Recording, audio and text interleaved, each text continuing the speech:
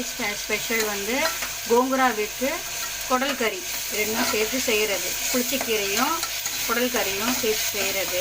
பாருங்கள், கொஞ்சம் வெங்காயம் ஒரு தக்காளி போட்டு நல்லா வதக்கிட்டேன். வதக்கிட்டு இருக்கும்போது நம்ம அவிச்சு வச்சுருக்கிற தோஞ்சில் வந்து இதில் போட்டுருணும்.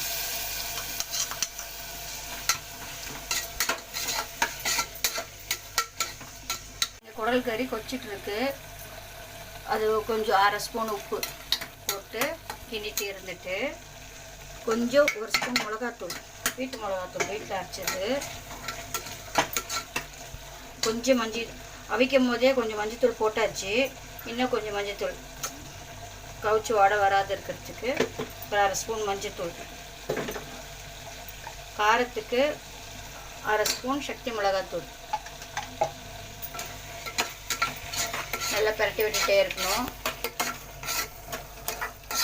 பரட்டிட்ட பிறகு நம்ம கோங்குராவை வந்து அரைச்சி வச்சுருக்கேன் பேஸ்ட்டாக. இங்கே பாருங்கள், கோங்குரா வந்து பேஸ்ட்டாக அரைச்சி வச்சுருக்கேன். அதை அப்படியே மிக்ஸ் பண்ணணும். அதில்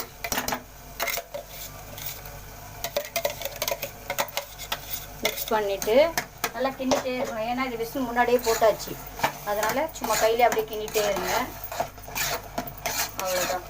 கிண்டிட்டு சும்மா ஒரு 10 நிமிஷம் அடுப்புலேயே வச்சுட்டு இறக்கிடுங்க. பாருங்கள் வியூவர்ஸ், ரெடி ஆகிடுச்சு புளிச்சக்கீரை வித் குடல் கறி. இதை நீங்கள் சாப்பிட்டு பாருங்கள், உடம்புக்கும் நல்லது, வெயிலுக்கும் குளுத்தி, குழந்தைங்களுக்கு கூட கொடுக்கலாம். புளிச்சக்கீரை பிடிக்காதவங்களுக்கு இது மாதிரி கறியில் போட்டு செஞ்சு கொடுத்தா அவங்களுக்கு ரொம்ப பிடிக்கும். ஓகே வியூவர்ஸ், லைக் பண்ணுங்கள், ஷேர் பண்ணுங்கள், சப்ஸ்கிரைப் பண்ணுங்கள். பாய்.